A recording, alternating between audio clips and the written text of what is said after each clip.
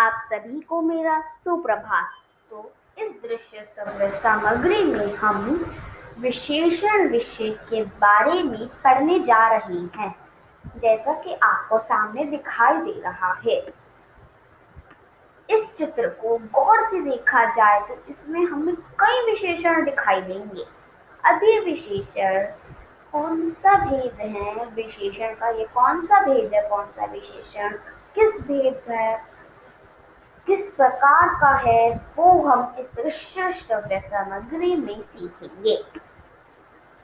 विशेषण का शाब्दिक अर्थ होता है किसी विशेषता को सूचित करने वाले शब्द।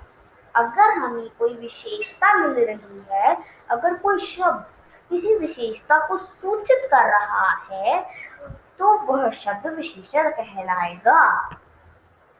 संज्ञा या सर्वनाम की विशेषता बताने वाले शब्द विशेषण कहलाते हैं। उदाहरण जैसे यहाँ पे दिख रहा है कि सीमा शब्द संज्ञा है। सीमा एक सुंदर लड़की है वाक्य है और सुंदर शब्द विशेषण है। पर क्यों? अब सुंदर शब्द विशेषण है क्योंकि यह एक संज्ञा नामक सीमा या फिर सीमा नामक संज्ञा की विशेषता बता रहा है, इसलिए। एक और उदाहरण देखते हैं। माँ ने फल वाले से 1 किलो सेब खरीदे। यहाँ पर 1 किलो सेब की विशेषता बता रहा है, इसलिए 1 किलो होगा विशेषण। अब विशेष्य। अब विशेष्य शब्द जिन संख्या अथवा सर्वनाम शब्दों की विशेषता बताते हैं उन्हें विशेष्य कहते हैं। उदाहरण देखते हैं। पिछले उदाहरणों से इस विशेष्य को समझते हैं। अब जैसा कि पढ़ा कि विशेष्य वो होता है जिस संज्ञा या सर्वनाम शब्द होता है जिसके बारे में विशेषण विशेषता बताता है। अब यहाँ पे संज्ञा शब्द क्या है? सीमा। उसकी विशेषता बता रहा है सुंदर। अब सुंदर किसकी विशेषता बता रहा है? इस लड़की की, सीमा की, तो सीमा होगा विशेष्य। ऐसे यहाँ पर सेब होंगे विशेष्य, यहाँ पर आम का पेड़ होगा विशेष्य और यहाँ पर बतखे होंगी विशेष्य। अब विशेषण के हमारे पास 4 भेद होते हैं, जो कि होते हैं गुणवाचक विशेषण, संख्यावाचक विशेषण, परिमाणवाचक विशेषण और सार्वनामिक विशेषण। एक एक करके हम इन चारों विशेषणों के बारे में विस्तार पूर्वक पढ़ेंगे। गुणवाचक विशेषण हमारा पहला विशेषण का भेद होता है। जिन शब्दों से संज्ञा या सर्वनाम के गुण या किसी दोष, किसी रंग, रूप, आकार, स्वभाव, दशा, स्वाद, अच्छाई, बुराई आदि विशेषता का पता चलता है, वह शब्द गुणवाचक विशेषण कहलाते हैं। अगर हमें किसी भी संज्ञा के रंग के बारे में, रूप के बारे में, स्वभाव के बारे में पता चल रहा है, जिन जो विशेषता यहाँ पर लिखी है उनके बारे में पता चलता है, तो गुणवाचक विशेषण कहलाते हैं। उदाहरण देखते हैं। काला घोड़ा बहुत तेज दौड़ता है। यहाँ पर काला क्या बता रहा है? घोड़ा नामक संज्ञा की विशेषता बता रहा है और विशेषता है रंग, और रंग आता है गुणवाचक विशेषण में, तो काला होगा गुणवाचक विशेषण। मेरे पास एक चौकोर घड़ी है। चौकोर बता रहा है आकार। मेरे स्कूल में मासिक परीक्षा होती है। अब मासिक क्या बता रहा है हमको? मासिक बता रहा है परीक्षा के बारे में, और मासिक किस विशेषता के बारे में बता रहा है? वो विशेषता है दशा। तो अब आगे बढ़ते हैं हम। संख्यावाचक विशेषण। जो विशेषण शब्द किसी संज्ञा सर्वनाम की क्रम तथा संख्या का बोध कराते हैं उन्हें संख्यावाचक विशेषण कहते हैं। जैसे कि 2 बच्चे बगीचे में दौड़ रहे हैं। यहाँ पर चित्र में दिखाया गया है 2 बच्चे हैं। अब ये 2 बच्चे बगीचे में दौड़ रही हैं। अब बच्चों के बारे में विशेषता बताई गई है 2 नामक शब्द के द्वारा। अब तो विशेषता बता रहा है, इसलिए वह तो हो जाएगा हमारा विशेषण। पर कौन सा भेद? संख्यावाचक विशेषण के अंतर्गत है तो संख्यावाचक विशेषण ही होगा, परंतु क्यों? क्योंकि वह हमें एक संख्या दे रहा है। अब यहाँ पे दूसरा उदाहरण है, वो संख्या के दो भेदों के ऊपर दिया गया है। अब वो हम जब दो भेद पढ़ेंगे तब हमें वो दूसरा उदाहरण समझ में आएगा। संख्यावाचक विशेषण के दो भेद हैं, निश्चित संख्यावाचक विशेषण और अनिश्चित संख्यावाचक विशेषण। जैसा कि मैंने आपको बताया, दूसरा उदाहरण भेदों के आधार पर है। तो पहले हम इन भेदों के बारे में विस्तार पूर्वक पढ़ लेते हैं। अब पहला भेद है हमारा निश्चित संख्यावाचक विशेषण। जिन संख्यावाची शब्दों से संज्ञा की निश्चित संख्या का बोध होता है उन्हें निश्चित संख्यावाचक विशेषण हम कहते हैं। अब इसकी परिभाषा हमें उदाहरणों के द्वारा ज्यादा अच्छी तरह से समझ आ जाएगी। उदाहरण देख लेते हैं पहले। 5 लड़कियां विद्यालय जा रही हैं। अब यहाँ पे लड़कियों की निश्चित संख्या का बोध कराया गया है, तो 5 हो जाएगा हमारा निश्चित संख्यावाचक विशेषण। दूसरा उदाहरण देखते हैं। मैंने अभी अभी एक फूलदान खरीदा है। अब फूलदान की विशेषता पता चल रही है एक नामक संख्या शब्द से। एक को बता रहा है एक निश्चित संख्या फूलदान की, तो अब एक हो जाएगा निश्चित संख्यावाचक विशेषण। अब अनिश्चित संख्यावाचक विशेषण देखते हैं। जिन संख्यावाची शब्दों से संज्ञा की निश्चित संख्या का बोध ना हो उन्हें अनिश्चित संख्यावाचक विशेषण कहते हैं। उदाहरण, क्रीड़ा क्षेत्र में कुछ बच्चे खेल रहे हैं। अब ये दो उदाहरण अनिश्चित संख्यावाचक विशेषण के आधार पर दिए गए हैं। अब कुछ संख्या दे रहा है लेकिन अनिश्चित संख्या दे रहा है, अनिश्चित संख्या का बोध करा रहा है कुछ शब्द, तो इसलिए वो हो जाएगा अनिश्चित संख्यावाचक विशेषण। दूसरा उदाहरण देखते हैं। शैतान बच्चे ने सभी लोगों की नाक में दम करके रख दिया। अब सभी संख्या दे रहा है पर अनिश्चित संख्या, तो भी हो जाएगा अनिश्चित संख्यावाचक विशेषण। अब आता है हमारा परिमाणवाचक विशेषण। जिन विशेषण शब्दों से संज्ञा या सर्वनाम शब्दों के माप तौल की विशेषता का बोध होता है उन्हें परिमाणवाचक विशेषण कहते हैं। अब जैसे कि कुछ उदाहरण देख लेते हैं। मुझे 10 किलो गेहूं चाहिए, तो गेहूं के बारे में हमें विशेषता पता चल रही है 10 किलो शब्दों से। अब ये दो शब्द हमें एक निश्चित माप तौल का बोध करा रही है, इसलिए हो जाएंगे परिमाणवाचक विशेषण। अब यह संख्यावाचक विशेषण की तरह ही यहाँ पर भी दूसरा उदाहरण परिमाणवाचक के इन दो भेदों पर दिया गया है, इन दोनों भेदों के आधार पर दिया गया है। अब विशेषण के परिमाणवाचक विशेषण के दो भेद होते हैं, निश्चित और अनिश्चित। अब निश्चित अनिश्चित समझ तो आ रहा है, लेकिन इनके कुछ उदाहरण और परिभाषा देख लेते हैं। वे विशेषण शब्द जो निश्चित माप तौल का बोध कराते हैं उन्हें निश्चित परिमाणवाचक विशेषण कहते हैं। तो अब ये देख लेते हैं उदाहरण, ताकि ये परिभाषा ज्यादा अच्छी तरह से समझ आ जाए। बाजार से 5 मीटर कपड़ा ले आओ। अब 5 मीटर ये जो दो शब्द हैं हमें एक निश्चित माप तौल का बोध करा रहे हैं कि कितना कपड़ा ले आओ, इसलिए हो जाएगी निश्चित परिमाणवाचक विशेषण। अब दाल में 2 चम्मच घी डाल दो। अब 2 चम्मच, चम्मच यहाँ पे नहीं होगा विशेषण, सिर्फ 2 शब्द होगा और 2 हमें दे रहा है एक निश्चित माप तौल। अब यहाँ पर चम्मच भी विशेषण क्यों होगा? क्योंकि वो घी के साथ नहीं है, वो 2 के साथ है। वो बता रहा है कि कितनी चम्मच, ये नहीं कि वो कितना घी डाल दो, तो कितना घी होता तो क्या पता 1 किलो होता तो चम्मच नहीं होता, शब्द ही नहीं होता चम्मच, लेकिन यहाँ पे 2 चम्मच है, इसलिए 2 चम्मच दोनों शब्द विशेषण होंगे और वो होंगे निश्चित परिमाणवाचक विशेषण। यहाँ पे तीसरा उदाहरण भी इसी प्रकार है।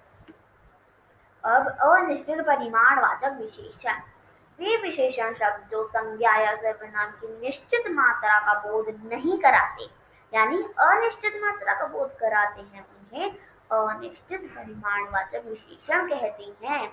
उदाहरण देखते हैं। पंडित जी ने पूजा हेतु कुछ केले लाने को कहा। अब यहाँ पे कुछ शब्द है, वो हमें एक अनिश्चित मात्रा कि कितने केले। अब कुछ केले हैं, ये नहीं कि 2 केले 4 केले, कुछ केले हैं, तो अनिश्चित मात्रा का बोध हो रहा है, इसलिए होगा अनिश्चित परिमाणवाचक विशेषण। हम यहाँ पे दो उदाहरण, जो बाकी के 2 उदाहरण दिए गए हैं, वो भी इसी आधार पर बनाकर दिए गए हैं। अब आगे बढ़ते हैं। जो हमारा आखिरी भेद है विशेषण का, सार्वनामिक विशेषण। जो सर्वनाम शब्द विशेषण के रूप में प्रयुक्त होते हैं, उन्हें सार्वनामिक विशेषण कहते हैं। अब उदाहरण, यह घर मेरा है। घर की हमें विशेषता पता चल रही है। यह शब्द द्वारा हमें घर की विशेषता पता चल रही है कि यह घर किसका है।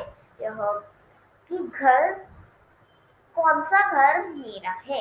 यह घर मेरा है, तो यह एक सर्वनाम भी होता है, तो यह विशेषण भी है यहाँ पर और एक सर्वनाम होता है, इसलिए यह हो जाएगा सार्वनामिक विशेषण।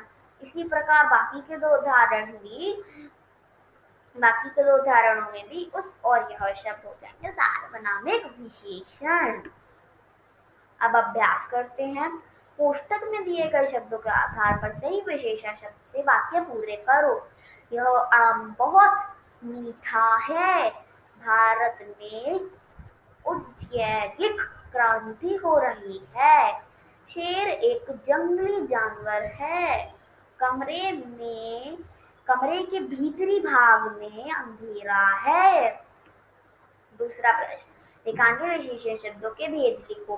काला हिरण बहुत सुंदर है, तो काला हो जाएगा गुणवाचक विशेषण। हिमालय पर्वत बहुत ऊंचा है, तो ऊंचा हो जाएगा फिर से गुणवाचक विशेषण।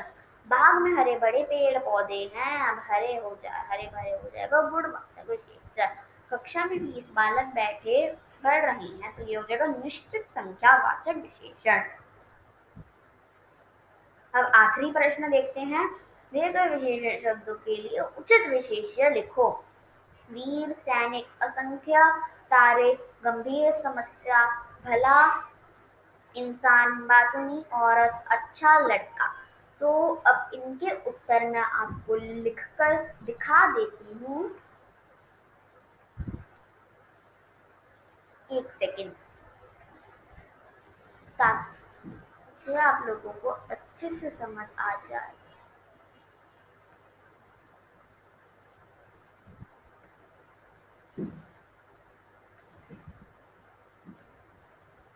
यहाँ पर हमारा आ जाएगा ये,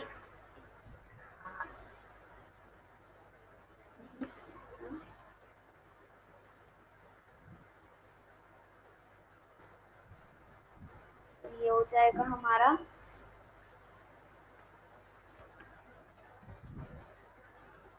के बाद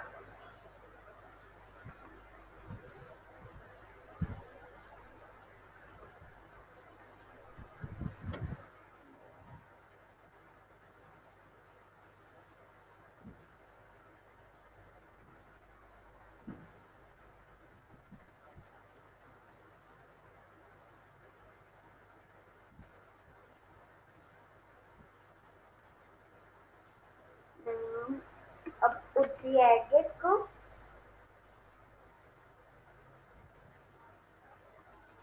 औद्योगिक इस में नहीं आ पाएगा, इसलिए औद्योगिक आप लोगों को खुद लिखना पड़ेगा। इसका उत्तर मैं बता रही हूँ, औद्योगिक।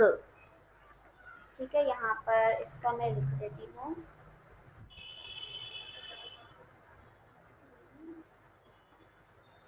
ठीक है, अब यहाँ पर कमरे के, ठीक है, तो ये हो गया हमारा रहेगा। ठीक है, तो यह हो गए प्रश्न 1 के उत्तर। अब उत्तर में यहाँ पर उससे रेखांकित कर देती हूँ, ताकि ज्यादा अच्छी तरह से पता चल जाए।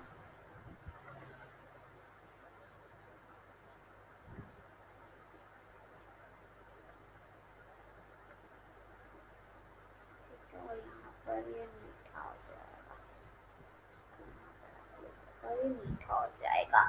ठीक है, तो ये हमारे तीन उत्तर होगा, चौथा उत्तर मैंने आप लोगों को बता दिया है। ठीक है, अब हमारे पास दूसरे प्रश्न के उत्तर हैं, देखते हैं। तो उत्तर लिखते हैं।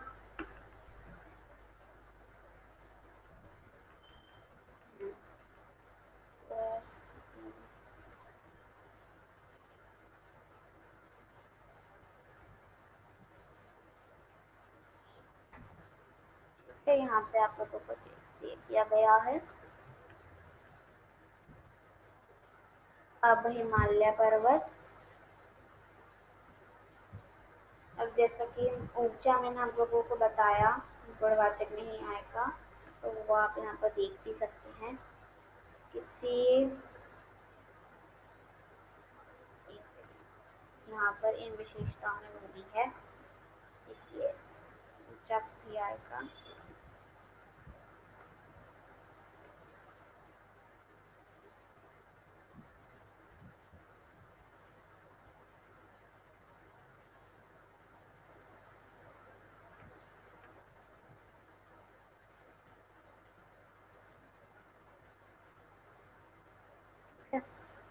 अब यही चीज इधर आएगी।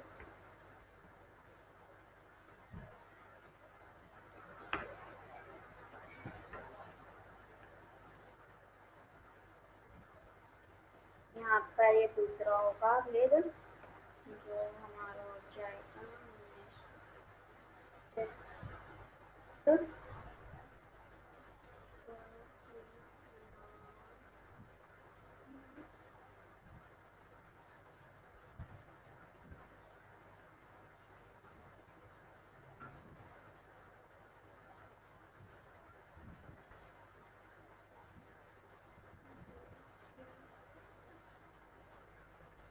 ठीक है, तो ये होगा हमारा।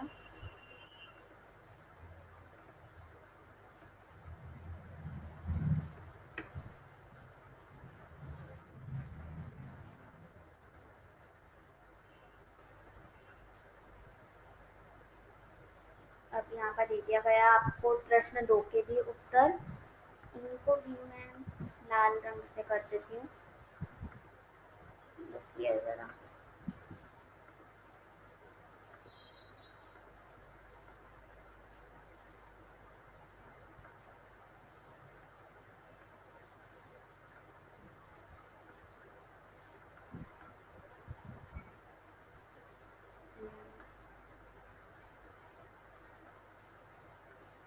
अब यहाँ पर भी मैंने उत्तरों के रंग बदल दिए हैं।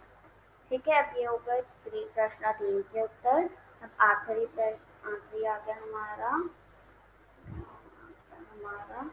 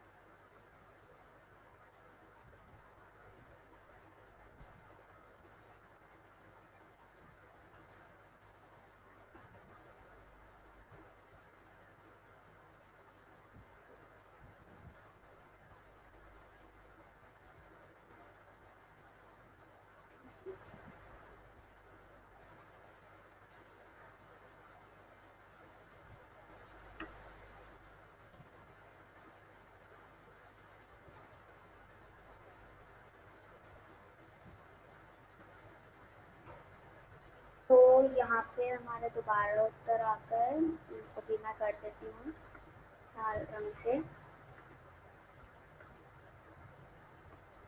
यहाँ पर दोबारा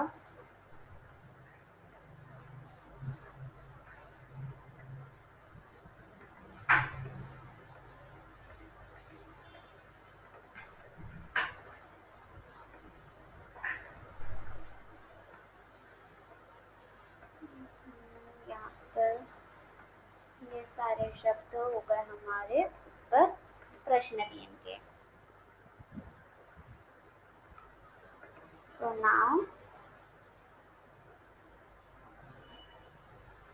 this is much for today.